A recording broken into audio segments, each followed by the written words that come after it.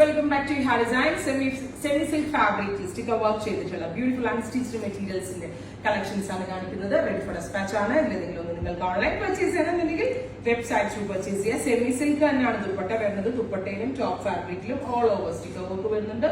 With same colour shantoon pants 999 rate. Ready for dispatch try ചെയ്ത് നോക്കുക. അടുത്ത colour വരുന്നത് ആന്റിക് ചിക്കു ടോൺ ആണ്. നല്ല രസമുള്ള ഡാർക്ക് ആന്റിക് ചിക്കുവില് ഹെം ലൈനിലും ഇതേപോലെ തന്നെ കുറച്ച് തിക്ക് ആയിട്ടുള്ള സ്റ്റിക്കർ വർക്ക് ചെയ്തിട്ടുള്ള പാറ്റേൺ ആണ്. ഇത് വെയർ ചെയ്യാൻ ഭയങ്കര ഈസിയാണ്. അതുകൊണ്ട് തന്നെയാണ് ഈ സെറ്റ് എല്ലാവർക്കും ഇഷ്ടം.